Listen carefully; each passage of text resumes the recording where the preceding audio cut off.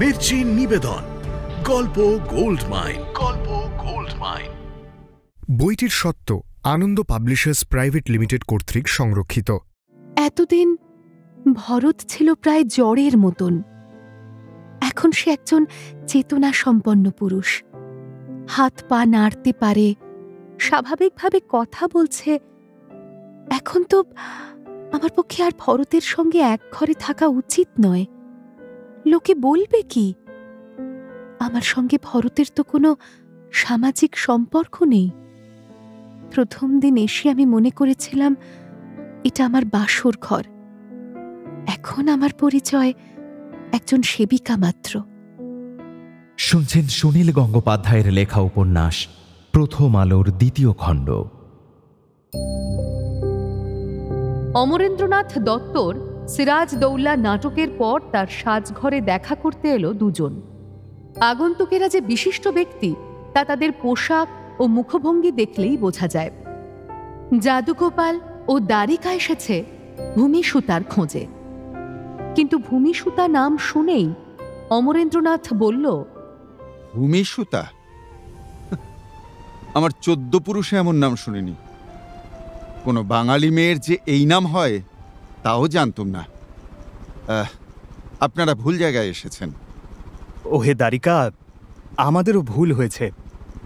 ওর ওই নামটা অনেকেই জানে না। স্টেজে সে অন্য নাম নিয়েছিল, নয়নমণি। যাদুগোপালের কথাটা শুনে অমরেন্দ্রনাথ দপ করে জ্বলে উঠে বলল, তার একটা অন্য নামও ছিল? কোনোদিন বলেনি? নিজের সম্পর্কে কখনো মুখ খুলত না। আপনারা কি বললেন? সে ক্লাসিক ছেড়ে দিয়েছে? মোটেই না। আমি তাকে তাড়িয়ে দিয়েছি, দূর করে দিয়েছি, গলা ধাক্কা দিয়ে গেটের বার করে দিয়েছি। কেন জানেন? তার বড় বার বেড়েছিল, অহংকারে একবারে মটমট করত। আমাকেও সে উপদেশ দিতে আসে, আমাকে ভয় দেখায়। ওরকম বাঁদরি আমি কত দেখেছি। কতজনকে হাতের আঙুলে নাচিয়েছি, কতজন এসে কেঁদে কেঁদে আমার পায়ে লুটিয়েছে। আমি অমর দত্ত স্টেজে মাগি নাচিয়ে পয়সা রোজগার করি না, থিয়েটারের নতুন ধারা এনেছি। একটা মেয়ে ছেলে না থাকলেও নিজের একার অভিনয়ের জোরে নাটক দাঁড় করিয়েছি। কোথাকারকে নয়নমণি, আমার শেখানো পার্ট করেই তো সে দর্শক মজিয়েছে। সে আমার মুখে মুখে কথা বলার স্পর্ধা দেখায়। এক কথায় বিদায়, দূর হয়ে যা। আমি কারুর পরোয়া করি না। মশাই, আপনাদের মধ্যে কি হয়েছিল তা নিয়ে আমরা মাথা ঘামাতে চাই না। মেয়েটির সন্ধান পাওয়া খুব দরকার। সে কি অন্য বোর্ডে গেছে? আচ্ছা, সে কোথায় থাকে বলতে পারেন? আপনারা বুঝি নতুন থিয়েটার খুলবেন? ওর কাছে গিয়ে পায়ে ধরে সাধবেন? ওই ঠেঁটি ছুরিকে নিয়ে আপনাদের কোনো লাভ হবে না, বাগ মানাতে পারবেন না। আমি কি কম চেষ্টা করেছি? বাগান বাড়িতে নিয়ে গিয়ে যদি ফুর্তি করার কথা ভেবে থাকেন তো সে গুড়ে বালি। ও মেয়ের রক্ত ঠান্ডা, সতীপনার দেমাক আছে। বলে কিনা কোনো পুরুষকে ছবে না, এই ব্রত আছে। আসলে কি জানেন? কাঁপের জোর নেই, বেটা ছেলেদের ভয় পায়। আরে মশাই, নাচতে নেমে ঘোমটা দিলে চলে? দত্ত মশাই, আপনি ভুল করছেন। আমরা থিয়েটারও খুলতে যাচ্ছি না, আর বাগান বাড়িতে আসর জমাবার মতলবও করিনি। আমরা দুজনেই ও লাইনের লোক নই। বিশেষ একটি ব্যক্তিগত কারণে নয়নমণির সঙ্গে আমাদের যোগাযোগ করা দরকার। কেন আমাকে ওই নামটা মনে করিয়ে দিলেন? রাত্রিটা একবারে বরবাদ হয়ে গেল। নয়নমণি, সুয়ার কি পাচ্ছি, সে আমার সর্বনাশ করে গেছে। বোতলটা তুলে ঢকঢক করে অনেকখানি গলায় ঢালল অমরেন্দ্রনাথ। তারপরই তার কথার সুর সম্পূর্ণ বদলে গেল। ঝরঝর করে কাঁদতে কাঁদতে সে স্বগতোক্তের মতন বলতে লাগলো, নয়নমণি, নয়নমণি, সে ছিল আমার লক্ষ্মী। যতদিন সে ছিল, ক্লাসিক থিয়েটার রমরমিয়ে চলেছে। সে ছিল দৈত্যকুলে প্রহ্লাদ। কেউ তার গায়ে হাত দেবার সাহস করেনি, এমনকি আমি পর্যন্ত তাকে বুকে জড়াতে পারিনি। ওরে ওরে, তুই আমার বাইরেটাই দেখলি? আমি মুখে যা তা কথা বলি, এক এক সময় আমার মাথা ঠিক থাকে না। যাদের বন্ধু বলে ভেবেছি তারা আমায় কুপরামর্শ দিয়েছে। কত টাকা নষ্ট করেছি, নেশার ঝোঁকে মানের মান রাখতে পারিনি। কিন্তু নয়ন, তুই আমার ভেতরটা দেখলি না? আমি যে তোকে কত ভালোবেসেছিলাম। তুই আমাকে ঠিকঠাক পথে চালাতে চেয়েছিলি। আমার বুদ্ধি ভ্রংশ হয়েছিল, তাই শুনিনি। রবিবাবুর নাটকে আমি খ্যামটা নাচ ঢোকাতে চেয়েছিলাম, তা তুই কিছুতেই নাচতে চাসনি। তুই চলে গেলি। তখন যদি তোর কথা শুনতুম তাহলে আজ আমার এ দশা হতো না। নয়ন, একবার দেখে যা, আমি পাকে ডুবে যাচ্ছি। এক সময় থিয়েটারের রাজা ছিল, এখন ছুঁচো চামচিকিরাও আমাকে লাথি মেরে যাচ্ছে। না, নয়ন আর আসবে না, কোনদিন সে আর থিয়েটারে আসবে না। আমি পায়ে ধরে সাধতে গেলেও সে আমার মুখ দর্শন করবে না।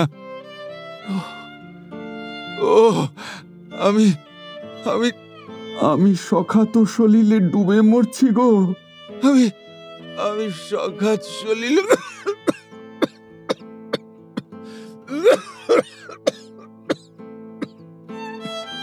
জাদুগোপাল আর দ্বারিকা একসময় উঠে পড়ল।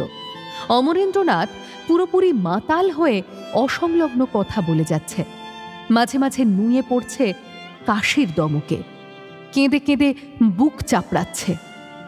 এর কাছ থেকে আজ আর কোনো সাহায্য পাওয়ার আশা নেই। এ কোনো কথাই শুনতে চায় না। চলো। বাইরে বেরিয়ে এসে আফসোসের শব্দ করে জাদুগোপাল দ্বারিকাকে বলল, ইস, লোকটির কি দশা হয়েছে! ভালো বাড়ির ছেলে, আগে দেখেছি তো, কি তেজ ছিল, চোখে মুখে প্রতিভার জ্যোতি ছিল, থিয়েটারে নতুন অনেক কিছু করার সাহস দেখিয়েছিল। কি বা বয়স, এরই মধ্যে একেবারে শেষ হয়ে গেল। আচ্ছা, ওর এমন অধঃপতন হলো কেন? টাকা পয়সা তো কম করেনি এক সময়।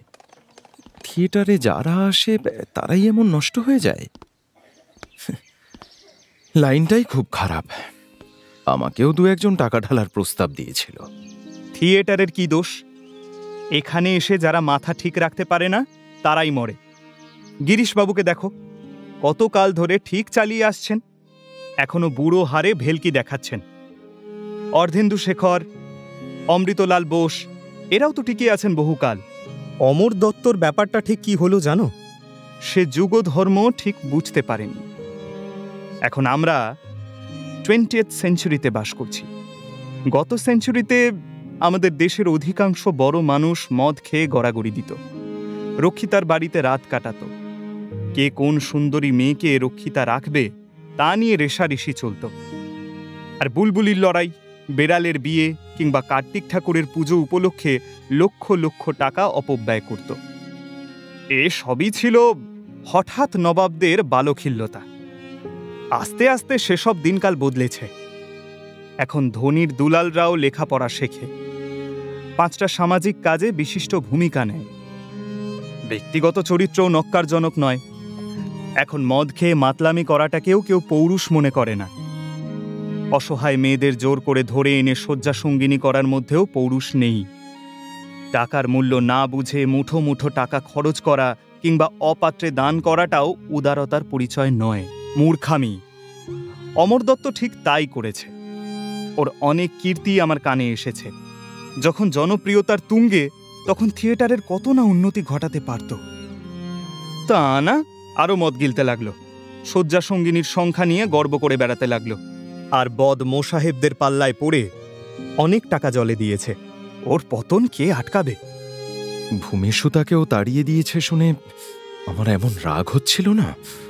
যতদূর শুনে মনে হলো সে নিজেই ছেড়ে চলে গেছে, কিন্তু গেল কোথায়? একবার গিরিশবাবুর কাছে খোঁজ করা যাক। থিয়েটার জগতের নারী নক্ষত্র উনি জানেন।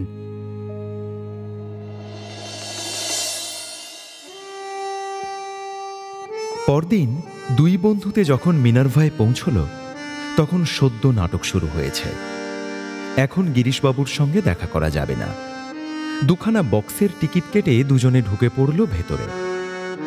মিনার্ভায় এখনও সগৌরবে চলছে সিরাজউদ্দৌলা। ৮ আনা ১ টাকার একটি আসনও খালি নেই। বঙ্গভঙ্গ উপলক্ষে যখন হিন্দু আর মুসলমানের মধ্যে দূরত্ব ও বিরোধ ঘটাবার চেষ্টা চলছে নানা দিক থেকে, সেই সময় গিরিশচন্দ্র বেছে নিলেন সবচেয়ে উপযুক্ত বিষয়টি। সিরাজ উপলক্ষ মাত্র, মূল কথা বাংলার স্বাধীনতা হরণ। ইতিহাসে সিরাজের চরিত্রে নানা কলঙ্ক, অদূরদর্শিতা, হঠকারিতা, চারিত্রিক অসংযমের কথা আছে বটে, কিন্তু বাংলার এই তরুণ শেষ স্বাধীন নবাবটি তার সময়েরই শিকার। গিরিশচন্দ্র তাকে এমন একটি ট্র্যাজিক চরিত্র হিসেবে ফুটিয়ে তুলেছেন যাতে হিন্দু মুসলমান নির্বিশেষে তার প্রতি সহানুভূতি জানাবেই। এই সহানুভূতি দুই ধর্মের মানুষকে পরস্পরের কাছে টানতে পারে। আবার নাটকটি দেখতে দেখতে মুগ্ধ হয়ে গেল যাদুগোপাল ও দ্বারিকা। আহ, যেমন মঞ্চসজ্জা তেমনই সম্মিলিত অভিনয়। সিরাজের ভূমিকায় দানির গলা কাঁপানো এই চরিত্রের পক্ষে মোটেই বেমানান লাগছে না। হ্যাঁ, আর গিরিশবাবু স্বয়ং একটি ছোট্ট ভূমিকায় তো তাক লাগিয়ে দিলেন। গিরিশচন্দ্রের সঙ্গে দ্বারিকা বা যাদুগোপালের প্রত্যক্ষ পরিচয় নেই, তবে হাইকোর্টের এক উকিল মহেন্দ্র মিত্র এখন মিনার্ভার আংশিক মালিক। তিনি যাদুগোপালকে বিলক্ষণ চেনেন। সেই সূত্রে অভিনয় সাঙ্গ হবার পর গিরিশবাবুর সঙ্গে ওরা সাজঘরে দেখা করতে এলো। ইজি চেয়ারে পা ছড়িয়ে বসে গিরিশচন্দ্র গড়গড়া টানছেন। একটি বালক ভৃত্য তার অঙ্গ মার্জনা করছে। গাঁটে গাঁটে ব্যথা। এখন মঞ্চে লাফানো ঝাঁপানো তার ঠিক সহ্য হয় না। যাদুগোপাল ও দ্বারিকার মুখে প্রচুর প্রশস্তি শুনে গিরিশচন্দ্র মৃদু মৃদু হাসতে হাসতে বললেন, আপনারা শিক্ষিত লোক, আপনারা এ নাটকের মর্ম ঠিকই বুঝবেন। সাধারণ দর্শক বুঝলে তবেই না সার্থক। নাটকের কথা বাদ দিয়ে দেশের কথা উঠল। জাতীয় বিশ্ববিদ্যালয়ের ব্যাপারে গিরিশচন্দ্র আগ্রহী। কিছুক্ষণ পর যাদুগোপাল আসল প্রসঙ্গটি তুলল। গিরিশচন্দ্র ভ্রুকুঞ্চিত করে বললেন, নয়নমণি? হ্যাঁ, সে এখন কোথায়? শুনেছিলুম মহেন্দ্র তাকে মিনার্ভায় আনতে চেয়েছিলেন, সে আসেনি। শুনেছি ক্লাসিক ছাড়ার পর সে কোনো বোর্ডেই যোগ দেয়নি। মেয়েটি বেশ খেপি ধরনের, বুঝলেন। একবার নাকি সে আমার জন্য অমরের সঙ্গে ঝগড়া করেছিল। শেষ পর্যন্ত অমরকে দিয়ে আমার কাছে ক্ষমা চাইয়েছিল। থিয়েটারের মেয়েরা হচ্ছে জলের মতো, যখন যে পাত্রে রাখবে তখন সেই রকমটি হয়ে থাকবে। শ্রদ্ধা, গুরুভক্তি এসব কথার কথা। ও মেয়েটা আলাদা, ভালো নাচে, গান ভালো জানে, অ্যাক্টিংও ভালো করে। সে হঠাৎ সব ছেড়ে ছুড়ে চুপচাপ বসে রইল কেন? কোনো শাঁসালো বাবু ধরেছে? ওর বাসা কোথায় সেটা কি বলতে পারেন? তাহলে আমরা নিজেরাই খোঁজ নিয়ে দেখতুম। দ্বারিকার কথা শুনে গিরিশচন্দ্র চোখ নাচিয়ে বললেন, মশাই, আমার কি আর সে বয়স আছে যে অ্যাক্ট্রেসদের বাড়িতে রাত কাটাতে যাব? নেশা ভাঙও অনেক কমিয়ে দিয়েছি।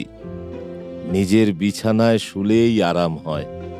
এখন আমার একমাত্র শয্যা সঙ্গিনী হচ্ছে পাশবালিশ।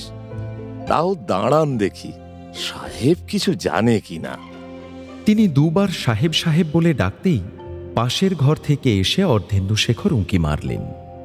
গিরিশচন্দ্র জিজ্ঞেস করলেন, সাহেব, তুমি তো নয়নমণিকে প্রথম থিয়েটারে এনেছিলে, সে ছুরিটা গেল কোথায়? কোন খানজাখা তাকে হরণ করে নিয়ে গেল?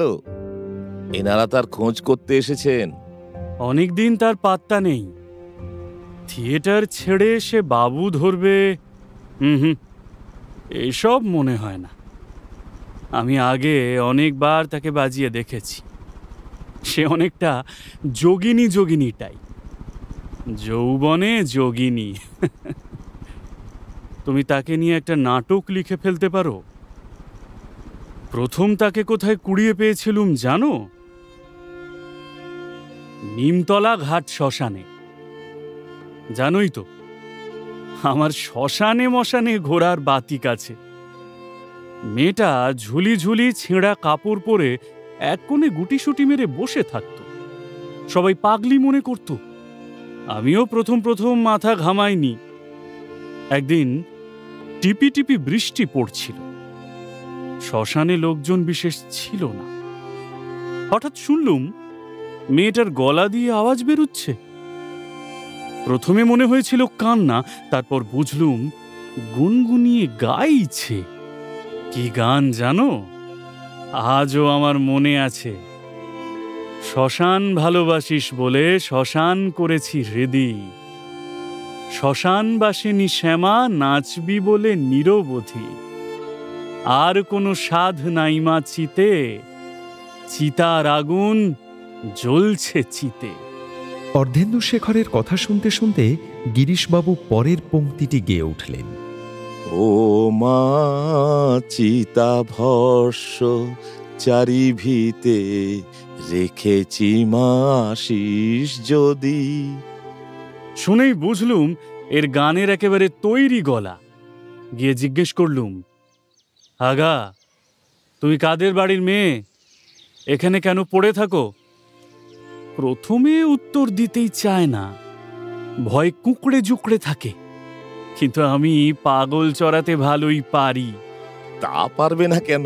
তুমি নিজেই যে একটা পাগল। তারপর খুঁচিয়ে খুঁচিয়ে তার পেটের কথা বার করে দেখি, সে মোটেই পাগল নয়। অবস্থার গতিকে শ্মশানে আশ্রয় নিয়েছে। আগের কথা কিছুতেই জানাবে না, কিন্তু বোঝা গেল মেয়েটা শুধু গান জানে না, কথাবার্তায় শিক্ষার ছাপ আছে। শ্মশান থেকে তুলে এনে কিছুদিন তাকে আমার বাড়িতে রাখল। আমার স্ত্রী তাকে ধুইয়ে মুছিয়ে একটা ভালো শাড়ি পরিয়ে দিতেই একটি ফুটফুটে সুন্দরী মেয়ে বেরিয়ে এলো। থিয়েটারে এনেও তাকে বিশেষ তালিম দিতে হয়নি। দেখতে দেখতে কেমন তরতরিয়ে ওপরে উঠে গেল। আমাদের কত ছাই গাদায় এমন মণিমুক্ত ছড়িয়ে আছে, কে তার খোঁজ রাখে? দারিদ্র রাক্ষসী সব কিছু খেয়ে নেয়। তুমি তবু একজনকে তুলে এনেছিলে। আবার তার মাথায় বোধহয় পাগলামি চেপেছে। নইলে এত ডিমান্ড থাকতেও কেউ স্টেজ ছেড়ে দেয়? আগেও সে দু একবার এরকম করেছে। সে কোথায় থাকে তুমি জানো? আমাদের সেই গঙ্গামণিকে মনে আছে? বউবাজারে সেই একটা বাড়ি করেছিল, সেইখানে থাকতো নয়নমণি। আমাকে একবার যেতে হয়েছিল। গঙ্গামণি পটল তোলার আগে নয়নমণিকে সেই বাড়িটা দিয়ে গেছে। শুনেছি তো নয়নমণি সে বাড়িও বিক্রি করে দিয়ে কোথায় চলে গেছে। ও বাড়িতে থাকলে থিয়েটারের লোকেরা তাকে বিরক্ত করত। যা, আর কোথায় তার খোঁজ করবেন? সে বাড়ি সে অনেকদিন ছেড়ে দিয়েছে, তা আমিও জানি। থিয়েটারের অন্য কয়েকজনকেও ডেকে জিজ্ঞেস করা হলো। কেউই সঠিকভাবে নয়নমণির সন্ধান জানে না। তবে টগর নামে একটি মেয়ে বলল, আমি কাশীমিত্তিরের ঘাটে ৩-৪ বার নয়নমণিকে দেখেছি। নয়নমণি ওখানে নিয়মিত গঙ্গা স্নান করতে আসে। কাঙালি ভিখিরিরা তাকে দেখলেই ঘিরে ধরে। সে সবাইকে পয়সা দেয়। তাহলে কাশীমিত্তির ঘাটের কাছাকাছি কোথাও নয়নমণির নতুন আস্তানাটা হওয়াই স্বাভাবিক। সব গঙ্গার ঘাটেই নারী ও পুরুষদের স্নানের জায়গা পৃথক। মেয়েদের ঘাটের অংশটি দেওয়াল ঘেরা। কাপড় ছাড়ার জন্য ঘরও আছে। রাস্তার দুপাশে সার বেঁধে আছে কাঙালিরা, যেখানে সেখানে মন্দির। সেই সব মন্দিরের পূজারীরা বুভুক্ষুর মতন স্নান যাত্রীদের ডাকাডাকি করে। অন্যদের পুণ্য পাইয়ে দেবার জন্য তারা ব্যাকুল। পাশেই শ্মশান। কোনো বড় মানুষের শবদেহ এলে সঙ্গে প্রচুর সাঙ্গপাঙ্গ থাকে, তখন সারা অঞ্চলটা জমজমাট হয়। এককালে এইসব শ্মশানে বড় বড় হাড়গিলে পাখির খুব উপদ্রব ছিল। এখন সেগুলিকে মেরে মেরে প্রায় শেষ করা হয়েছে। স্নান সেরে কাশীমিত্তির ঘাট থেকে বেরিয়ে এলো ভূমিসুতা, সঙ্গে দুটি 7-8 বছরের বালিকা। ভূমিসুতা পরে আছে কালো পাড় সাদা সুতির শাড়ি, অঙ্গে কোনো অলংকার নেই, ভিজে চুল পিঠের ওপর খোলা। কাঙালিরা তাকে চেনে, দেখা মাত্র হৈ হৈ করে লাইন ছেড়ে ধেয়ে এলো। ভূমিসুতা নিজের হাতে পয়সা বিলোয় না, সঙ্গের মেয়ে দুটি প্রত্যেককে দিতে লাগলো একটি করে আন। সকাল 7টা, আকাশ মেঘে থমথমে হয়ে আছে। গঙ্গার ওপর অনবরত শোনা যাচ্ছে স্টিমারের ভোঁ। একটা অশ্বত্থ গাছের তলায় দাঁড়িয়ে সিগারেট টানতে টানতে ভূমিসুতাকে দেখছে দ্বারিকা আর জাদুগোপাল। একটু পরে কাঙালিদের ভিড় পাতলা হতে তারা কাছে এগিয়ে এলো। জাদুগোপাল ধীর স্বরে বলল, কেমন আছো ভূমিসুতা? অনেকদিন তুমি আমাদের বাড়িতে আসোনি। ভূমিসুতা চমকে উঠলেও ঠিক বোঝা গেল না। আয়ত নয়নে জাদুগোপালের মুখের দিকে কয়েক পলক তাকিয়ে থেকে বলল, নমস্কার, আপনি এখানে? তোমাকে হন্যে হয়ে খুঁজেছি, কোথায় বাড়ি জানি না। কালও এসেছিলাম এই ঘাটে, খানিকটা দেরি হয়ে গিয়েছিল। দ্বারিকা আর বনিতার সময় না দিয়ে বলে উঠল, ভূমি, বিশেষ কারণে তোমার কাছে এসেছি। আমাদের বন্ধু ভরত, সে খুবই অসুস্থ, মানে খুবই আর কি। চিকিৎসকরা ভরসা দিতে পারছেন না। তুমি যদি তাকে শেষ দেখা দেখতে চাও, মানে মানে তুমি একবার গেলে ভালো হয়। আসলে খুব বেশি দেরি করা যাবে না। ভূমিসুতা এ কথা শুনেও চাঞ্চল্য দেখালো না, বরং যেন নিথর হয়ে গেল। পাথরের প্রতিমা, চোখ দুটি মাটির দিকে স্থির নিবদ্ধ, যেন পথের ধূলিকণার সঙ্গে তার গভীর আত্মীয়তা। কিছু পরে সে প্রায় অস্ফুট স্বরে জিজ্ঞেস করল, তিনি কি আমায় ডেকেছেন? হ্যাঁ, সে তোমার জন্য। দ্বারিকা তাকে বাধা দিয়ে ভূমিসুতাকে বলল, সত্যি কথা বলতে কি, সেরকম ভাবে ডাকেনি। তার কথা বলার ক্ষমতা নেই, প্রায় সময়ই তার জ্ঞান থাকে না। মাঝে মাঝে জ্ঞান ফেরে, তখনও কথা বলে না, কিংবা বলতেও পারে না। মানুষ চিনতে পারে না, ডাকলেও সাড়া দিতে চায় না। একদিন অজ্ঞান অবস্থায় খুব জ্বর, 105 ডিগ্রি। তখন প্রলাপ বকছিল। কয়েকটা নাম ভালো করে বোঝা যায়নি, আমি নিজেও শুনিনি, আমার বউ শুনেছে। তার মধ্যেই একবার বোধহয় আমায় আমার স্ত্রী জিজ্ঞেস করলো, ভূমিকে?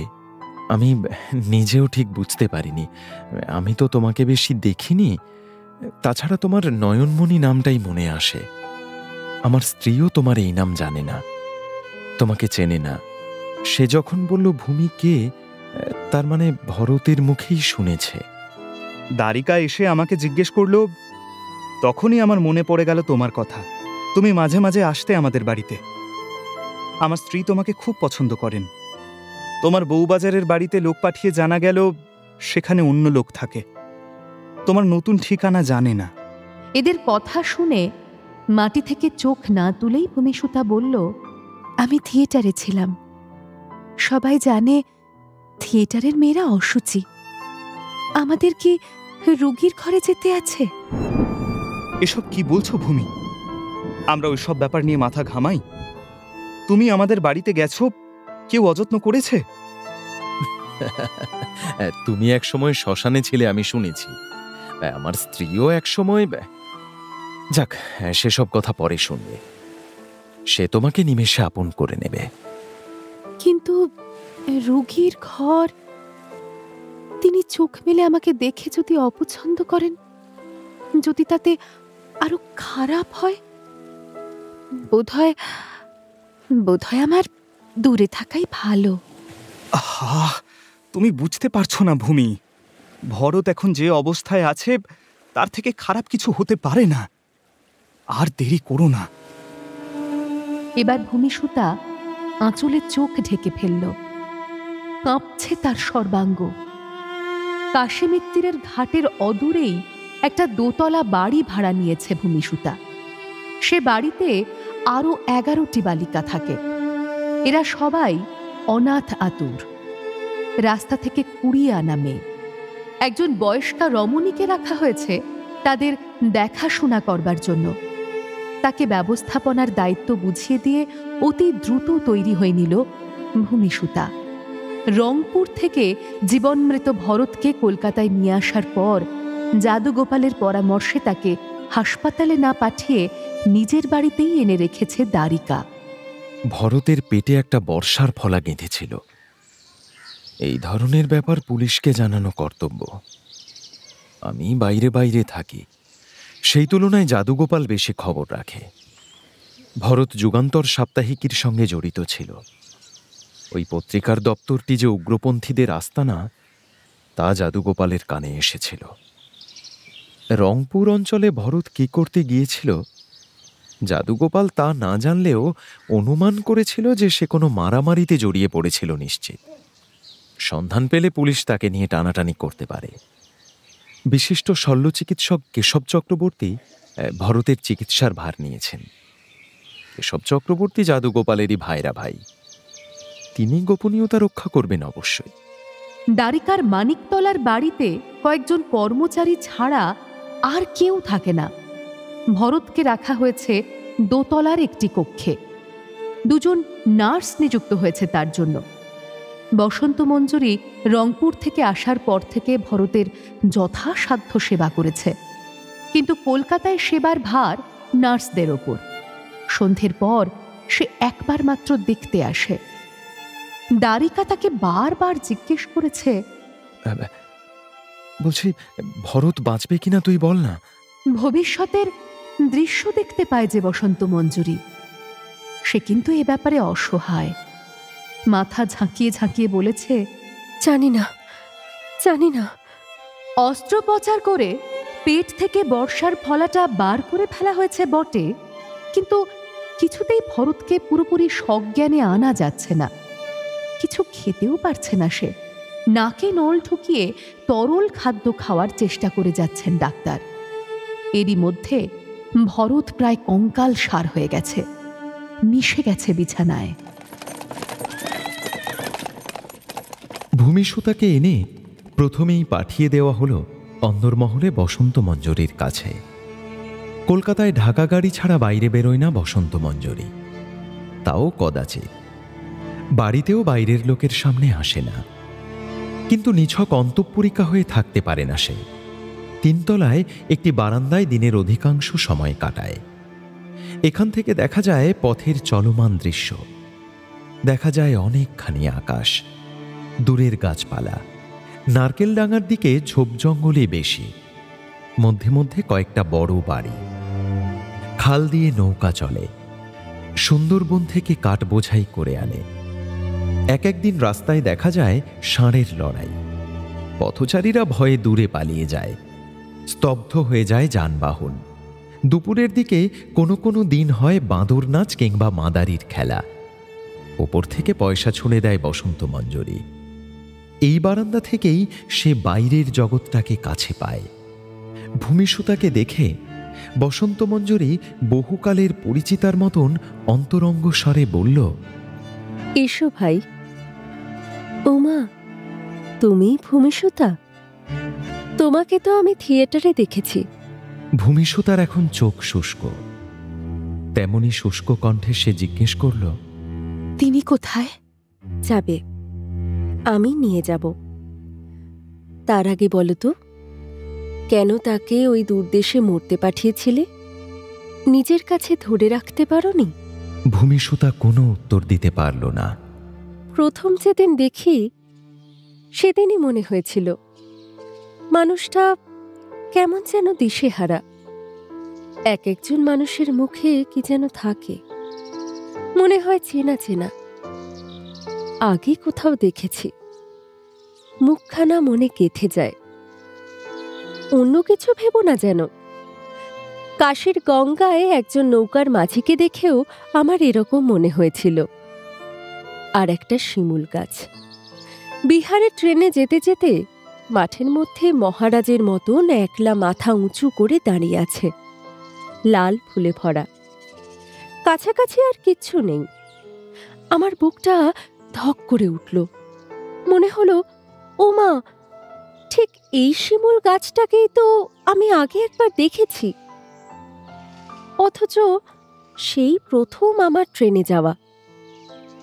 তবে কি করে আগে দেখলাম? হয়তো কত জন্মে, আমার এমন মনে হয়। বসন্ত মঞ্জরি তারপর ভূমিসুতার গায়ে হাত বুলিয়ে দিয়ে বলল, তোমার এত দুঃখ কেন গো? থিয়েটারে তোমার কত নাম, এমন তোমার রূপ, তবু হাত ছুঁয়েই বোঝা যায় তুমি বড় দুঃখী। অবশ্য মেয়ে মানুষ হয়ে জন্মালে সবাইকেই দুঃখ পেতে হয়। দুঃখই আমাদের ললাট লিখন। তবে বলতে নেই, আমি বেশ সুখে আছি। আমার উনি কোনো অভাব রাখেননি। এক এক সময় ভাবে, এত সুখ নিয়েই বা আমি কি করব? যদি কারুকে ভাগ দেওয়া যায়। একটু পরে বসন্ত মঞ্জরি বুঝল এখন এই রমণীটির সঙ্গে তার ভাব জমবে না। সে কোনো কথাই বলতে চাইছে না। উঠে দাঁড়িয়ে বলল, চলো সেই ঘরে নিয়ে যাই। আগে মনটা তৈরি করে নাও, হয়তো প্রথমটায় চিনতেই পারবে না। শরীরটা শুকিয়ে দড়ি হয়ে গেছে, জমে মানুষের টানাটানি চলছে। তুমি কিছুতেই জমকে জিততে দিও না। আমি জমকে সচক্ষে দেখেছি। জানো, স্টিমারে যখন ওকে নিয়ে আসছি কলকাতায়, একদিন দেখি যে সন্ধেবেলা কাছে এসে দাঁড়িয়েছেন দণ্ডধারী যমরাজ।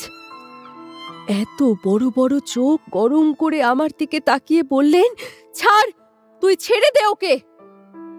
আমি ছাড়িনি, কিন্তু আর আমার ক্ষমতা নেই। আমি যে অন্যের স্ত্রী, সব সময় একটা সীমারেখা দেখতে পাই। এখন থেকে তোমার উপর সব ভার। ডাক্তার যা পারবে না, তোমাকে তা পারতে হবে। দোতলায় রোগীর ঘরে দিনের বেলার নার্স একটা টুলে বসে কুরুশকাঠি দিয়ে লেস বুনছে।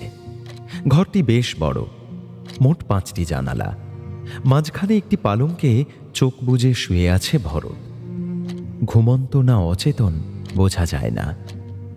নিঃশ্বাসের সঙ্গে বুক সামান্য উঠছে নামছে, সেইটুকুই প্রাণের চিহ্ন। সত্যি, মুখ দেখে পূর্বেকার ভরতকে চেনার উপায় নেই। শুকিয়ে ছোট্ট হয়ে গেছে। ওদের দেখে নার্সটি উঠে দাঁড়ালো। বসন্ত মঞ্জরি চোখের ইঙ্গিতে তাকে বলল ঘরের বাইরে যেতে। তারপর ভূমিসুতাকে বলল, এই নাও ভাই, তোমার জিনিস তোমার হাতে তুলে দিলাম। মেঝেতে বিছানা পেতে দেব। এখন থেকে তুমি এ ঘরেই থাকবে। ভূমিসুতার মুখের দিকে একটুক্ষণ গাঢ়ভাবে চেয়ে রইল বসন্ত মঞ্জরি। আপন মনে অস্ফুটস্বরে বলল, তোমাকে আগে চিনিনি, এখন দেখে বুঝতে পারছি তুমি আর আমি হুবহু এক। তুমি যেন আমি, কিংবা আমি যেন তুমি। ভাগ্যের দিক থেকে আমরা যেন যমজ। ভূমিসুতা এ কথার অর্থ বুঝতে পারল না। আজ বুঝলাম কেন ওই মানুষটাকে আমি বারবার দেখতে পেয়েছি। তোমার জন্য। এখন যাই, পরে আবার কথা হবে। বসন্ত মঞ্জরিও ঘর থেকে বিদায় নেবার পর ভূমিসুতা আস্তে আস্তে এসে ভরতের শিয়রের কাছে দাঁড়াল। কতকাল পরে দুজনের মিলন হল। মাঝখানে একটা যুগ অতিক্রান্ত হয়ে গেছে, কিন্তু এ কেমন ধারা মিলন। ভূমিসুতার বুক কাঁপছে, দুশ্চিন্তায় নয়, আশঙ্কায়। ভরত যদি চোখ মেলে, যদি যদি আমাকে চিনতে পারে, তখন কি হবে তার প্রতিক্রিয়া? যদি যদি সে আমাকে অবাঞ্ছিত মনে করে, যদি বলে তুমি তুমি কেন এসেছো? জ্বরের ঘোরে প্রলাপের মধ্যে ভরত একবার আমার নাম বলেছিল, তার অর্থ কি? হয়তো হয়তো সে বলতে চেয়েছিল, ভূমিসুতাকে ডেকো না, তাকে আমি চাই না, সে নষ্ট হয়ে গেছে। খাটের বাজু ধরে দাঁড়িয়ে একদৃষ্টিতে ভরতের দিকে চেয়ে রইল ভূমিসুতা। মুখে খোঁচা খোঁচা দাড়ি, চোখ দুটি কোটরগত, শীর্ণ মুখে খাড়া হয়ে আছে নাকটা, ওষ্ঠ বিবর্ণ, সব মিলিয়ে বড় অসহায় আর ক্লান্ত দেখাচ্ছে। নাকের নল দুটি আপাতত খোলা। ভরত একবারই একটি ক্ষুদ্র চিঠি পাঠিয়েছিল ভূমিসুতাকে। সে চিঠি শশীভূষণের হাতে পড়লেও পরে ভূমিসুতা সেটি সংগ্রহ করে রেখেছিল। কতবার যে পড়েছি তার ঠিক নেই, প্রতিটি শব্দ আমার মুখস্থ। তারপর তারপর দুজনেরই জীবন বাঁক নিল কত বিচিত্র দিকে। তবু তবু সে চিঠির কথাগুলো কি মিথ্যে হয়ে গেছে? যদি জ্ঞান ফেরার পর ভরত আমাকে দেখে বিরক্ত হয়, আমাকে চলে যেতে বলে, আমি বিনা প্রতিবাদে চলে যাব। জীবনের কাছ থেকে আমার আর কোনো প্রত্যাশা নেই। অনাথা ছোট ছোট মেয়েদের নিয়ে সময় কাটাতে বেশ লাগে। তাছাড়া আমার দেবতা আছেন। এ যাবৎ ভূমিসুতা স্বেচ্ছায় কোনো পুরুষ মানুষকে স্পর্শ করেনি, আর কারুর সম্পর্কে তার তেমন ইচ্ছেও হয়নি।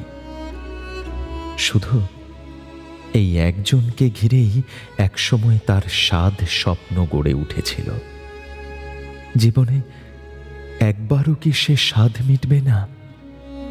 দুরু দুরু বক্ষে খানিকটা ঝুঁকে ভূমিসুতা ভরতের কপালে একটি হাত ছোঁয়ালো।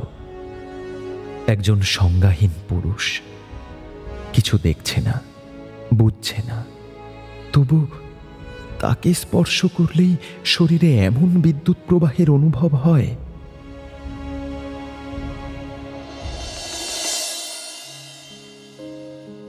কবিরাজি, অ্যালোপ্যাথি, হোমিওপ্যাথি কোনো চিকিৎসাই বাকি রাখছে না দ্বারিকা।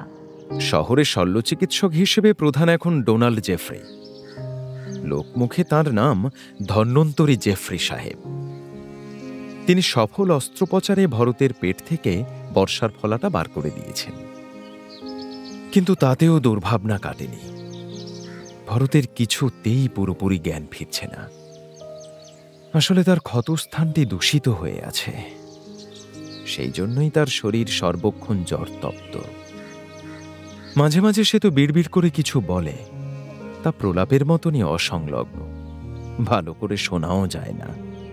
ডোনাল্ড জেফ্রির সুযোগ্য ছাত্র নিশিকান্ত মজুমদার আসেন প্রতিদিন। তার সঙ্গে কবিরাজ গঙ্গাচরণ সেনের আলোচনা হয়। অ্যালোপ্যাথের ডাক্তারের সঙ্গে কবিরাজের বিরোধ নেই, কিন্তু হোমিওপ্যাথ গুণময় দত্ত প্রতিবাদ জানিয়ে রণে ভঙ্গ দিয়েছেন। তার মতে কবিরাজের শেকড় বাকড়ের সঙ্গে হোমিওপ্যাথির সূক্ষ্ম ওষুধ একেবারেই চলে না। বিচিত্র এই মানুষের শরীর, কোন ওষুধে যে কার কিরকম প্রতিক্রিয়া হবে তা আজও নিশ্চিতভাবে বলা যায় না। এত ওষুধেও কেন ভরতের জ্বর কমছে না তা বুঝতেই পারছে না চিকিৎসকরা। এর চেয়েও গুরুতর, রোগীরা এই একই ওষুধে চাঙ্গা হয়ে ওঠে। কোনো কোনো যোগী মহাপুরুষের এমন ক্ষমতা থাকে যে তারা ইচ্ছে করলে কোনো মৃত ব্যক্তিরও প্রাণ ফিরিয়ে দিতে পারেন। এরকম একজন যোগী আছেন কাশীতে। তাঁর নাম স্বরূপানন্দ স্বামী। তিনি প্রখ্যাত ত্রৈলঙ্গ স্বামীর সাক্ষাৎ শিষ্য। শেষ উপায় হিসেবে ভরতকে এবার তাঁর কাছে নিয়ে যাওয়া উচিত। এদিকে নিশিকান্ত মজুমদার এ প্রস্তাবের ঘোর বিরোধী। তিনি স্বরূপানন্দ স্বামী সম্পর্কে অশ্রদ্ধা প্রকাশ করতে চান না, তবে বললেন, কিন্তু এরকম রোগীকে এখন স্থানান্তর করার প্রশ্নই ওঠে না। এখান থেকে কাশীতে নিয়ে যাওয়ার ধকল সহ্য করা এ রোগীর পক্ষে অসম্ভব। দ্বারিকা দ্বিধার মধ্যে পড়ে যায়। সে ভাবে, ভরত দিনে দিনে যেমন ক্ষীণবল হয়ে আসছে, তাতে যে কোনো সময় হঠাৎ তার প্রাণবায়ু নিভে যেতে পারে। নিজে থেকে সে তো খেতেই পারে না, জোর করেও তাকে প্রায় কিছুই খাওয়ানো যায় না। সে অচেতনের মতন পড়ে থাকে। কোনো ক্রমে তার মুখ খুলে চিনির জল আর অতি তরল মাংসের শুরুয়া খাওয়ানোর চেষ্টা হয়। কিছুটা ভেতরে যায় কি যায় না, আবার বেরিয়ে আসে। এখন কোনো অলৌকিক সংগঠন ছাড়া তাকে বাঁচাবার বোধহয় আর কোনো উপায় নেই। নিজে সিদ্ধান্ত নিতে না পেরে ভূমিসুতাকে সে জিজ্ঞেস করে, আচ্ছা, কি করা যায় বলো তো? বেনারসেই নিয়ে যাওয়ার ব্যবস্থা করব? ডাক্তাররা তো আর কোনো আশ্বাসই দিতে পারছে না। ভূমিসুতা ধীরে ধীরে দুদিকে মাথা দোলায়। দ্বারিকা তার বন্ধুর চিকিৎসার সব রকম ভার নিয়েছে। ভূমিসুতার পক্ষে পৃথক মতামত দেওয়া ভালো দেখায় না, কিন্তু ভরতকে এখান থেকে সরাবার চেষ্টা সে কিছুতেই মানতে পারে না। কবিরাজের মুখে কথাটা শোনা মাত্র আশঙ্কায় তার বুক কেঁপেছে। কাশীর বাতাস এমনিই বড় পবিত্র, বড় স্বাস্থ্যকর। সেখানে গেলে সকলেরই উপকার হয়। আর সত্যিকারের মহাপুরুষরা ইচ্ছে করলে অসাধ্য সাধন করতে পারেন। ভূমিসুতা চুপ করে থাকে। তার নীরবতাতেই অনিচ্ছা প্রকাশ পায়। বসন্ত মঞ্জুরিও এক কথায় এ প্রস্তাব নস্যাৎ করে দিয়েছে। ভূমিসুতা আসবার পর থেকে সে আর একবারও ভরতকে দেখতে যায়নি। যেন ভূমিসুতার ওপর সব ভার অর্পণ করে সে নিশ্চিন্ত হয়ে আছে। ভরত বাঁচবে কি বাঁচবে না, দ্বারিকা তাকে এই প্রশ্ন করলে সে সরলভাবে বলে, আমি তো জানি না। অত বড় বড় ডাক্তাররা দেখছেন। যেন তার দৈব শক্তি চলে গেছে, ভবিষ্যৎবাণী করারও আর ক্ষমতা নেই। ওসব মাঝে মাঝে হয়, যখন সে একটা ঘোরের মধ্যে থাকে। তা আবার কেটেও যায়। সর্বক্ষণ এইরকম ঘোরের মধ্যে থাকলে তো সে বাঁচতেই পারত না। ভূমিসুতার সঙ্গে তার বেশ মনের মিল হয়েছে। যদি সুখের সময় হতো তাহলে দুজনের সখিত্ব আরো নিবিড় হতে পারত, কিন্তু এখন দুঃখের কথাই বেশি হয়। ভরতের সেবায় ভূমিসুতার নিজের নাওয়া খাওয়ার খেয়াল থাকে না। বসন্ত মঞ্জুরির তা ঠিক খেয়াল থাকে। সে ভূমিসুতাকে জোর করে ওপরে ডাকিয়ে আনে, নিজের সঙ্গে খেতে বসায়। ভূমিসুতা খেতে না চাইলে সে কৃত্রিম কোপের সঙ্গে বলে, দেখো মেয়ে, তুমিও অসুস্থ হলে কি ঝঞ্ঝাটে পড়বো বলো তো? এ বাড়িতে দুটো রোগীকে কে সামলাবে? এর মধ্যে একদিন সে ভূমিসুতাকে বলল, ডাক্তাররা যাই বলুক, ওই মানুষটাকে বাঁচিয়ে তুলতে একমাত্র তুমিই পারো। তোমার সঙ্গে আমার জীবনের অনেক মিল। অনেক দুঃখ, অনেক ঝড়ঝঞ্ঝা পার হয়ে, অনেক সাধনার পর আমি এই শিবের মতন স্বামী পেয়েছি। ছোটবেলায় আমি কৃষ্ণনগরে এক বাড়িতে খেলতে যেতাম। সেখানে উনি আমাকে প্রথম দেখেন। উনি আমাকে বিয়ে করতে চেয়েছিলেন। আমার বাবা রাজি হলেন না, আমাকে নরকের দিকে ঠেলে দিলেন। সে কি অন্ধকার, সে কি পিচ্ছিল, কত বাঘ ভাল্লুকের মতো মানুষ, কি দুর্গন্ধ। এক নদী থেকে আরেক নদী, ছোট নদী থেকে বড় নদী। আমি ভাসতে ভাসতে গেলাম, কিন্তু মনে মনে ঠিক করে রেখেছিলাম উনিই আমার স্বামী। আর কেউ আমাকে ছুঁতে পারবে না, নষ্ট করতে পারবে না। যখন তখন মরতে রাজি ছিলাম। বিষের কৌটো বেঁধে রেখেছিলাম আঁচলে। ভগবানকে ডেকে বলতাম, হে ঠাকুর, একবার যেন ওর দেখা পাবার পর মরি। কত পাঁকের মধ্যে দিয়ে গেছি, কিন্তু গায়ে কাদা লাগেনি। মরতে ভয় ছিল না বলে আর কিছুকেই ভয় পাইনি। যখনই একা থাকতাম দেখতে পেতাম নিদারুণ অন্ধকারের মধ্যে এক জায়গায় একটা জোরালো আলো, যেন একটা সুড়ঙ্গের ওপরে ঝকমক করছে সূর্য। সেই আলো আমাকে হাতছানি দিত। আমি জেদ ধরে বসেছিলাম, ওই আলোর কাছে আমাকে যেতেই হবে। এখন দেখো কত আলো, আমার স্বামী, সংসার, আমার সন্তান। ভূমিসুতা মুখ নিচু করে ভাতের থালায় আঙুল দিয়ে দাগ কাটতে কাটতে বলল, তুমি ভাগ্যবতী, তুমি শেষ পর্যন্ত পেয়েছ। কিন্তু আমার ভাগ্যে বোধ হয় তা আর হবে না। বড় বড় দেরি হয়ে গেছে গো। ও মা, অমন অলক্ষণে কথা বলতে আছে? মানুষটা তো বেঁচে আছে এখনো। যতক্ষণ শ্বাস ততক্ষণ আস। বেহুলা লক্ষিন্দরকে বাঁচিয়েছিল, আর তুমি পারবে না? তোমাকে যে পারতেই হবে। কি করে পারবো আমি জানি না, আমার কতটুকুই বা শক্তি। তোমার হাতেই তো সব শক্তি, ইচ্ছা শক্তি।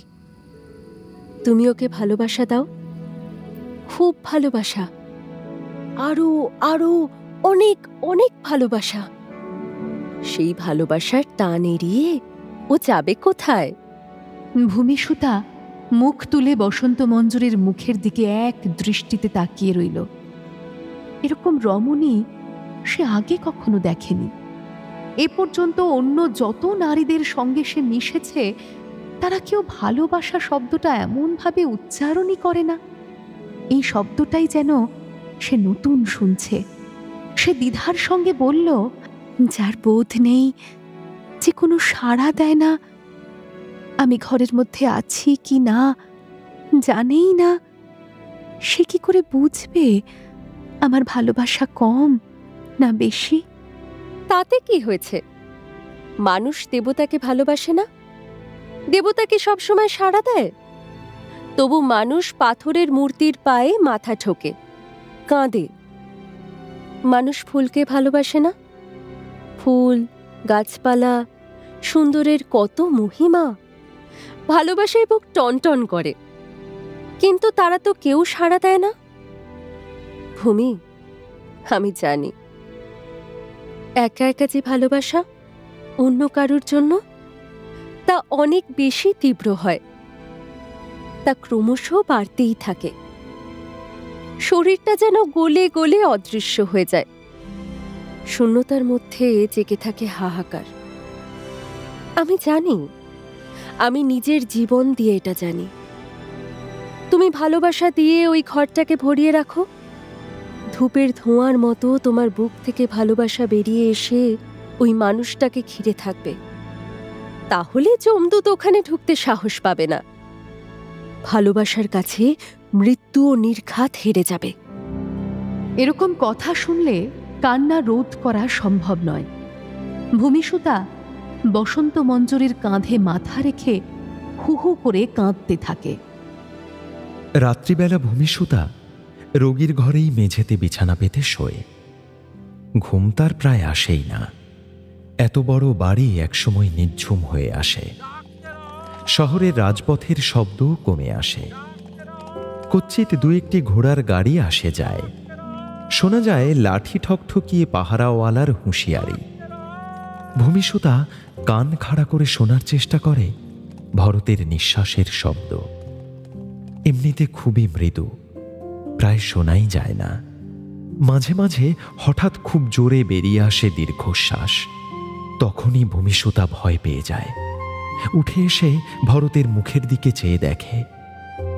বুকের ওপর হাত রেখে ওঠা পড়া ঠিক আছে কিনা বুঝে নেয়।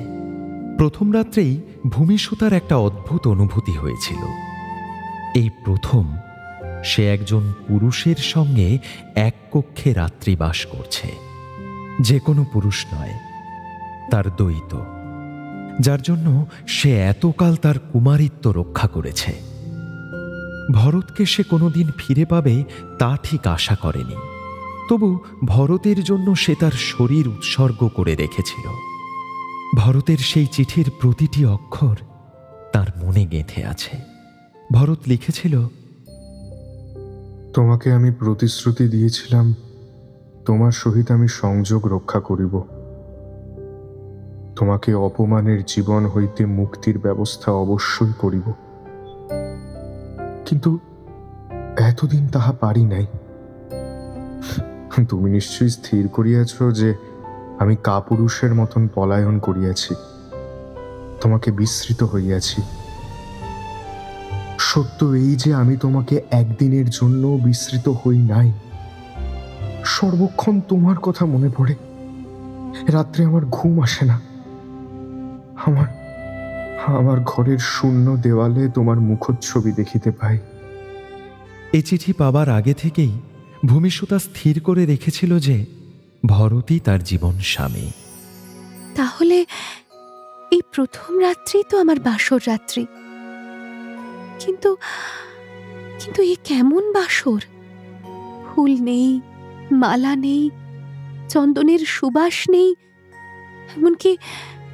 এমনকি মনের মানুষটি থেকেও নেই। সে আমার অস্তিত্বের কথাই জানে না। ভূমিসুতা তাকে স্পর্শ করলেও সে টের পায় না। এ যেন বেহুলা লক্ষিন্দরের লৌহ বাসরের মতন। সেখানে তবু ফুলশয্যার প্রথম প্রহরে লক্ষিন্দর নববধূকে অনেক সোহাগ করেছিল। তারপর ঢলে পড়ে সাপের বিষে। বেহুলা শেষ পর্যন্ত স্বামীর প্রাণ ফিরিয়ে এনেছিল। সেজন্য তাকে ভাসতে হয়েছিল কলার ভেলায়, নাচতে হয়েছিল দেবতার সামনে। আমিও নাচ জানি বটে, কিন্তু এখানে তা কোন কাজে লাগবে? নাচের কথা মনে পড়লেই ভূমিসুতার মনে একটা আশঙ্কা জাগে। ভরত চেতনাহীন, আমাকে সে ডাক পাঠায়নি। যদি তার চেতনা ফিরে আসে, সে কি উন্মুক্ত মনে আমাকে গ্রহণ করতে পারবে? আমি যে থিয়েটারের নটি। ভরত কি শুনতে চাইবে যে আমি এত কাল স্বেচ্ছা বৈধব্য বরণ করেছিলাম? সজ্ঞানে আসার পরে যদি সে বলে, কালামুখী, তুই এখানে কেন এসেছিস? আমাকে দেখে খুশি হবার বদলে যদি বিপরীত প্রতিক্রিয়া হয়, তাহলে তোর আরো ক্ষতি হতে পারে। তবু ভূমিসুতা এখান থেকে যেতে চায় না। ভরতকে কাশী পাঠানোর প্রস্তাবও তার মনঃপূত নয়। এক হিসেবে এই রাত্রিগুলি ভূমিসুতার সবচেয়ে সুখের সময়। তার মনের মানুষকে সে এখানে অতি আপন করে পেয়েছে। সে ভরতের সর্বাঙ্গ ধুয়ে মুছে দেয়, ইচ্ছে হলে ওর বুকে হাত রাখে। ভরতের অবশ আঙুল ছুঁয়ে দেয় তার মুখে। ভোরের আলো যখন ফোটে, জানালা দিয়ে রক্তিম রশ্মি এসে পড়ে ভরতের মুখে। ভূমিসুতা এক দৃষ্টিতে তাকিয়ে থাকে সেই মুখের দিকে। এই তো আমার পরম পাওয়া। একদিন সন্ধ্যের পর থেকেই ভরতের জ্বর বৃদ্ধি পেতে থাকে। ভূমিসুতা তার কপালে জলপট্টি দেয়। কপালের উত্তাপে সেই জল শুকিয়ে গেলে আবার কাপড়ের ফালিটা ভিজিয়ে নিতে হয়। সেই রকম জ্বরের সময়ে ভরত বিড়বিড় করে কিছু বলতে শুরু করে। ভূমিসুতা ব্যাকুলভাবে সেই কথাগুলি শোনার চেষ্টা করে। ভরতের মুখের কাছে কান নিয়ে যায়, তবু বোঝা যায় না প্রায় কিছুই। একটা নাম শুধু চেনা যায়, হেম।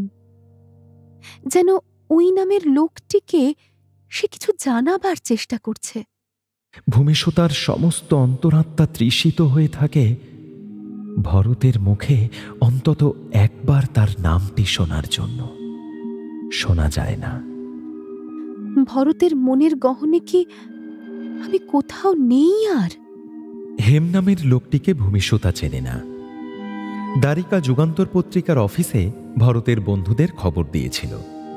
বারিন, হেমচন্দ্র, প্রফুল্ল, নরেন, উপেন্দ্রা এসে ভরতকে দেখে গেছে।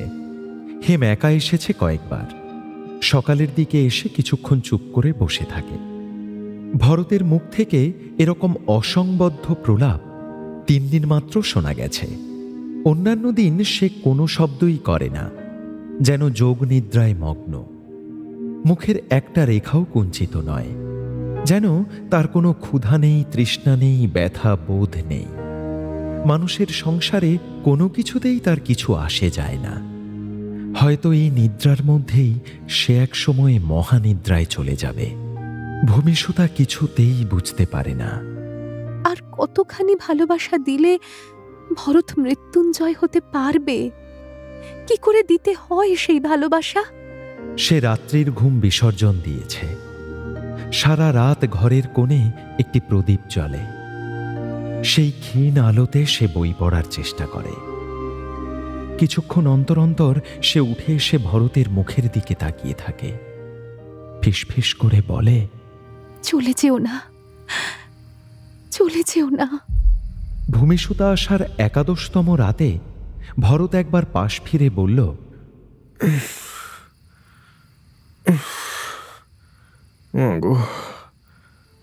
জল জল। ভূমিসুতার সর্বাঙ্গ কেঁপে উঠল। এই যে পরিষ্কার কণ্ঠস্বর। এ পর্যন্ত সে একবারও জল চায়নি। তবে কি জ্ঞান ফিরে আসছে? প্রচণ্ড আনন্দ হলো বটে। তবু ভূমিসুতা ভাবল, আমি কি নিজে জল দেব, না না অন্য কারুকে ডাকবো? চোখ মেলে প্রথম আমাকে দেখার বদলে অন্য কারোর যাওয়াই বোধহয় ঠিক। বসন্ত মঞ্জুরিদের কাছে খবর পাঠাবো। কিন্তু এখন রাত 2-3টের কম নয়। এই সময় ডাকাডাকি করাটা কি উচিত হবে? দাসদাসীরা কয়েকজন নিচের তলায় শোয়। কিন্তু এরপরেই তার মনে হলো, এ কি করছি আমি? মানুষটা জল চাইছে, আমি জল দেব না? এই যদি তার শেষ জল চাওয়া হয়। সে ধড়ফড় করে ছুটে গিয়ে গেলাসে জল নিয়ে এলো। চোখ মেলেনি ভরত, তবে তার মুখের কাছে জলের গেলাসটি ধরতেই সে অনেকখানি জল পান করল। তারপর পাশ ফিরল অন্যদিকে। তাতেও ভয় কাটল না ভূমিসুতার। প্রদীপ নিভে যাবার আগে দপ করে একবার জ্বলে ওঠে। মানুষের জীবনেও এরকম হয়। ভূমিসুতা জানে সে কথা। সে ভরতের শয্যার পাশে বসে তার নিঃশ্বাসের শব্দ গণনা করতে লাগল। ভোরের দিকে আরেকটু বেশি জ্ঞান ফিরল ভরতের। সে আবার জল চাইল। এবার জল পান করতে করতে চোখ মেলে বলল, তুমি কে? আমি ভূমি। আপনি আমায় চিনতে পারছেন না? তুমি ভূমি? কত দূর থেকে এসেছো। তোমার খুব কষ্ট হয়েছে, তাই না? কই না তো, দূর থেকে আসেনি তো। ভরত মাথাটা একটু ঘুরিয়ে ঘরের ছাদটা দেখে জিজ্ঞেস করল, এটা কোন জায়গা? এটা কলকাতা, আপনার বন্ধুর বাড়ি। কলকাতা? আমি কি তাহলে কোথাও যাইনি?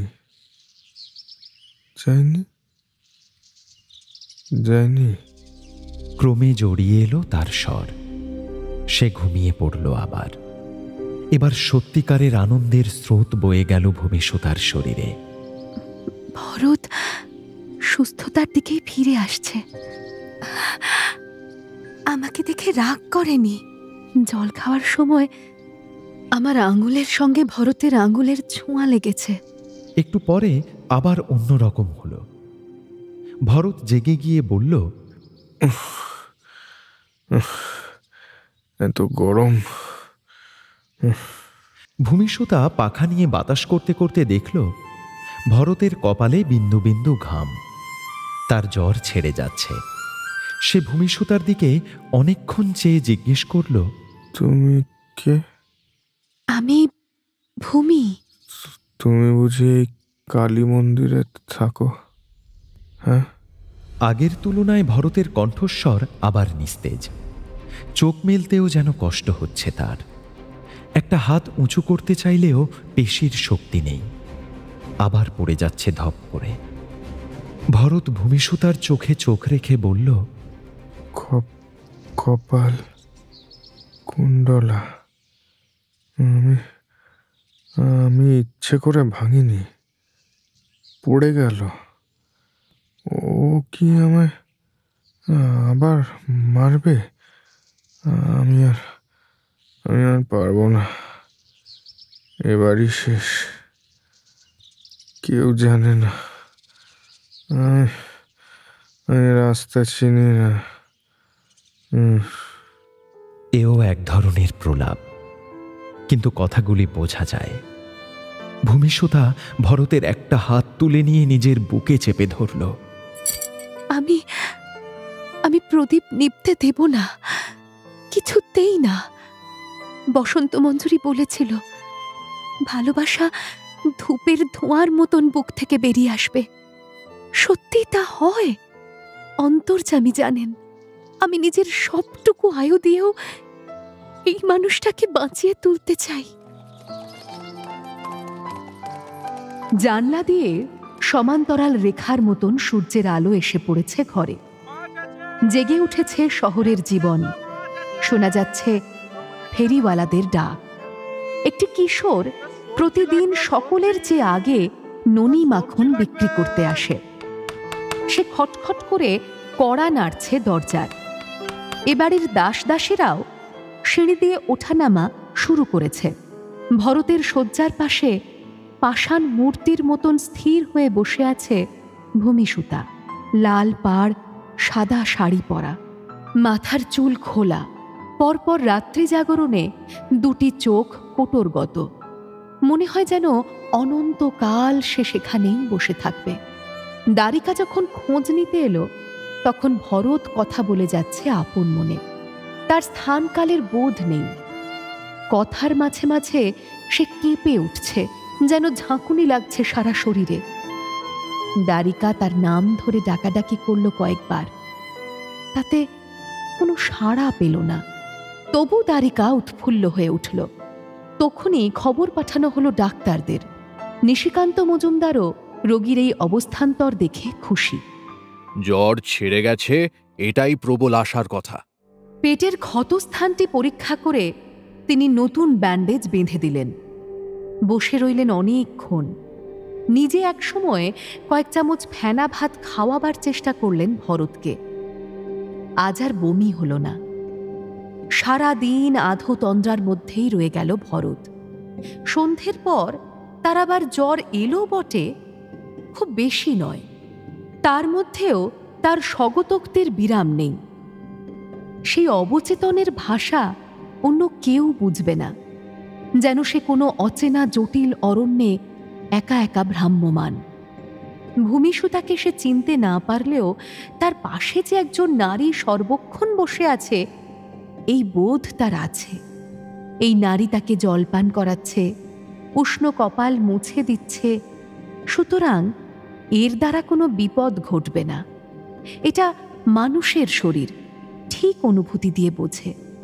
এর একটা সুফল হলো এই যে, পরের রাত্রে ভরত যখন সবশে এলো, বুঝতে পারল যে সে শুয়ে আছে একটা পালঙ্কে, ভাঙা মন্দিরে নয়, বাইরে শহরের কলরোল। এবং পাশের সেবাপরায়ণা নারীটি ভূমিসুতা, অর্থাৎ আকস্মিকতার আঘাত তাকে সইতে হল না। ভূমিসুতা সম্পর্কে তার যে অপরাধবোধের আড়ষ্টতা ছিল, তাও মনের উপরিতলে এলো না। ভয়ার্ত শিশু যেমন মাকে আঁকড়ে ধরে, সেইভাবে সে নিজেই তখন ভূমিসুতার আঁচল চেপে ধরল এবং সজ্ঞানে প্রথম কথাটিই বলল, ভূমি, ভূমি, আমাকে বাঁচাও ভূমি। ভূমিসুতার শুষ্ক চোখ জলে ভরে গেল। এই প্রথম খুব দুর্বল বোধ করল সে। শুধু তাই নয়, কিছুক্ষণ পরে এক ধরনের অদ্ভুত লজ্জাও পেয়ে বসল তাকে। এতদিন ভরত ছিল প্রায় জড়ের মতন, এখন সে একজন চেতনা সম্পন্ন পুরুষ। হাত পা নাড়তে পারে, স্বাভাবিকভাবে কথা বলছে। এখন তো আমার পক্ষে আর ভরতের সঙ্গে এক ঘরে থাকা উচিত নয়। লোকে বলবে কি? আমার সঙ্গে ভরতের তো কোনো সামাজিক সম্পর্ক নেই। প্রথম দিন এসে আমি মনে করেছিলাম এটা আমার বাসর ঘর। এখন আমার পরিচয় একজন সেবিকা মাত্র। একটু পরে ভরত আবার ঘুমিয়ে পড়তেই ভূমিসুতা ওপরে চলে এলো বসন্ত মঞ্জুরির কাছে। বসন্ত মঞ্জুরি তার ও কথাটা শুনে হেসে একেবারে লুটোপুটি খায় আর কি। হাসি আর থামেই না। তারপর বলল, ওমা, তাই তো ঠিকই বলেছ। তোমরা বর বউ নও, তাহলে কি করে এক ঘরে শোবে? আচ্ছা, মানুষটা উঠে বসতে পারে? এখনো পারে না, কিন্তু আমাকে চিনেছে, কথা বলতে পারছে। তাহলে এক কাজ করো, দুটো গোড়ের মালা আনিয়ে দিই। আজ রাতে তোমরা মালা বদল করে নাও, ব্যাস গন্ধর্ব মতে তাহলে বিয়ে হয়ে যাবে, যেমন দুষ্মন্ত আর শকুন্তলা। লজ্জায় কর্ণমূল আরক্ত হয়ে গেল ভূমিসুতার। সে বলল, যা, তা হয় না। আমি নিচে থেকে থুতনিতে আঙুল দিয়ে কৃত্রিম চিন্তার ভঙ্গি করে বসন্ত মঞ্জুরি বলল, মেয়েদের তো মুখ ফুটে বলতে নেই, পুরুষরাই আগে বলে, সেটাই নিয়ম। পুরুষরা বলবে, মেয়েরা মেনে নেবে। মানুষটার রোগ ব্যাধি এখনো সারেনি, এখন কি আর ওই কথা মনে পড়বে? আচ্ছা, মনে করো তুমি মানুষ নও, তুমি অপ্সরা, আকাশ থেকে নেমে এসেছো। অপ্সরারা নিজের মুখে বলতে পারে, তাতে কোনো দোষ হয় না। ভূমিসুতা প্রবল বেগে মাথা নাড়ল। তাহলে আমার কর্তাকে ঘটকালি করতে বলতে হয়, সেটা উনি ভালোই পারবেন। গাঁইগুই করলে ঘাড় ধরে জোর করে বিয়ে দেবেন, খুব খটা করে করবেন, তাতে আবার সময় লেগে যাবে। আচ্ছা, ও কথা এখন থাক। ভূমি, তুমি কখনো কাশী গেছো? কাশী? না তো, আমি আর কোথায় গেলাম। সেই ছোট বয়সে পুরী থেকে এসেছি কলকাতায়, তারপর আর কোথাও যাইনি। আজ বিকেলে একটা অদ্ভুত ব্যাপার হলো, তখনই তোমাকে ডেকে বলবো ভাবছিলাম। বারান্দায় বসে আছি, উনি বাড়িতে নেই, একলা। রাস্তা দেখছি, কত মানুষ, গাড়ি যাচ্ছে, ঘোড়া যাচ্ছে, বরফওয়ালা, একটা খোঁড়া ভিখিরি, দুজন পাদ্রী সাহেব, ঝাঁকা মুটে, এইসব দেখছি। হঠাৎ সব মিলিয়ে গেল। রাস্তা আর নেই, দেখছি একটা নদী, ঢেউ ছলাৎ ছলাৎ করছে। সেই নদীর ঘাট দিয়ে ধাপে ধাপে অনেক সিঁড়ি উঠে গেছে। তাকিয়ে থাকতে থাকতে মনে হলো, ওমা, এ তো খুব চেনা জায়গা, কাশীর দশাশ্বমেধ ঘাট। ওখানে আমরা একসময় থেকেছি। ভোরবেলা গঙ্গা স্নান করে সূর্য প্রণাম করেছি। তোমার সেই কথা মনে পড়ে গেল? না না, সেজন্য নয়, অমন তো মানুষের মনে পড়েই। আর দেখলাম সেই ঘাটের সিঁড়িতে তুমি বসে আছো, তোমার খোঁপায় একগোছ সাদা ফুল।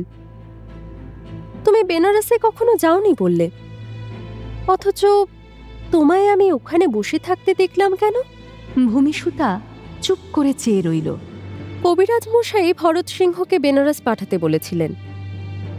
তখন মনে হয়েছিল তা মোটেই উচিত নয়, কিন্তু আমি ওরকম দেখলাম। অবশ্য এটা আমার একটা স্বপ্ন, আমি এরকম কত স্বপ্নই যে দেখি। তুমি কি করে এমন স্বপ্ন দেখো? আমায় শিখিয়ে দেবে? এসব না দেখাই ভালো, অনেকে তো এজন্য আমাকে পাগল বলে। আমি নিজের এসব পাগলামি নিয়ে বেশ আছি। সত্যি তুমি বেশ আছো, তোমাকে হিংসে হয়। আচ্ছা বোন, আজ রাতে তাহলে আমি তোমার কাছে থাকি? এবার বসন্ত মঞ্জুরি রেগে উঠল, চোখ পাকিয়ে বলল, বেশি বাড়াবাড়ি করো না। উনি একা থাকবেন? রাত্রির বেলা জেগে উঠে তোমাকে দেখতে না পেলে কিরকম অসহায় বোধ করবেন বলো তো? যদি আবার রোগ বাড়ে? মানুষটা এখনো উঠে বসতে পারে না, নিজে নিজে কিচ্ছু খেতে পারে না। সেই মানুষের ঘরে থাকলে দোষ হয়? সত্যি দোষ হয় না? সে কথা পরে, আগে তুমি বলো, তোমার মন চায় কি চায় না? এরপরে আর কথা নেই। ভূমিসুতা নিচে নেমে এলো। ভরতের ঘরের মেঝেতে তার বিছানা পাতা, অন্যদিন জেগে বসে থাকে। আজ তার ঘুমে চোখ টেনে আসছে। ভূমিসুতা মনে মনে বলছে, ঘুমোবো না, ঘুমোবো না, ঘুমোলেই কোনো বিপদ হতে পারে। তবু একসময় বুঝি তার ঝিমুনি এসেছিল। ভরতের ডাক শুনে ধড়মড়িয়ে উঠে এলো। ভূমি, ভূমি, ভূমি। ভরত 3 বার তার নাম ধরে ডেকেছে। ভূমিসুতা কাছে এসে দাঁড়াতেই সে শান্তভাবে বলল, আমি এবার বেঁচে গেলাম, তাই না?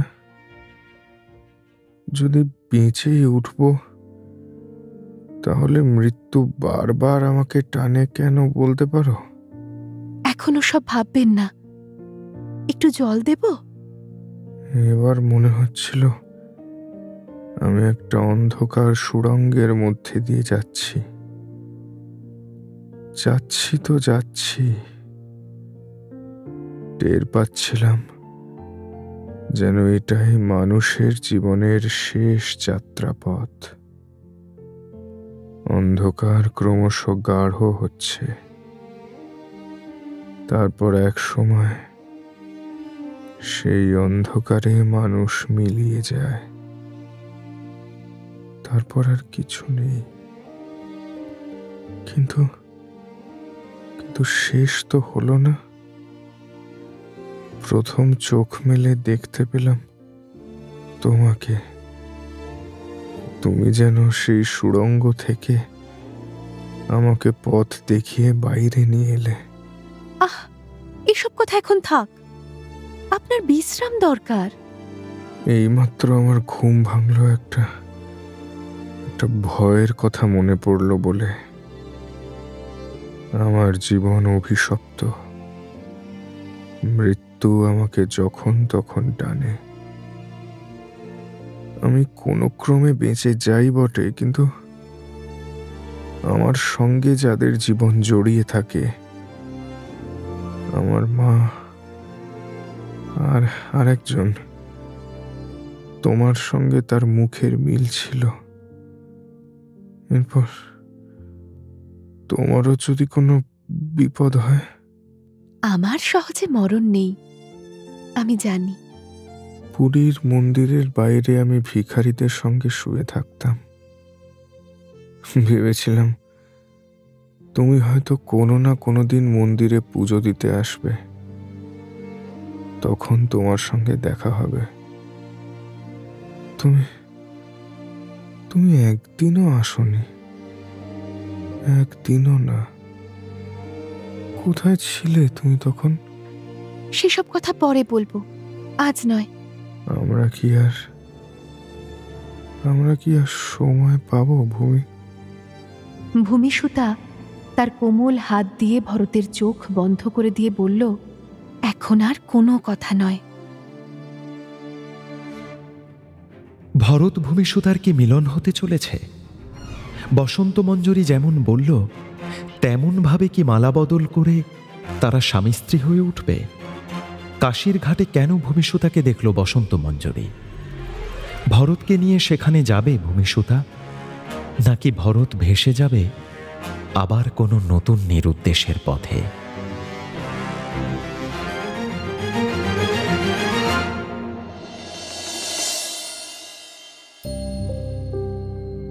শুনলেন সুনীল গঙ্গোপাধ্যায়ের প্রথম আলো। আজ শুনলেন পর্ব ৪৩। উপস্থাপনায় শিবাশিস বন্দ্যোপাধ্যায়, নাট্যরূপ অর্পিতা চট্টোপাধ্যায়, পর্ব পরিচালনায় দেবলীনা আচার্য, বিশেষ তত্ত্বাবধানে সৌভিক গুহ সরকার, সৃজনশীল পরিচালনা ইন্দ্রাণী চক্রবর্তী, আবহ সঙ্গীত কৌশিক দাস, প্রযোজনায় ভিজুয়াল অডিও, গল্প পাঠে স্পন্দন দাস এবং দেবশ্রী মুখার্জি। ভরত মির্চি অগ্নি, যাদুগোপাল ভিকি দাস, দ্বারিকা স্পন্দন দাস, গিরিশচন্দ্র জয় মুখার্জি, ভূমিসুতা দেবশ্রী মুখার্জি, বসন্ত মঞ্জুরি ছন্দবাণী দত্ত, অমর, সুদীপ্ত ঘোষ এবং অন্যান্য শিল্পীরা।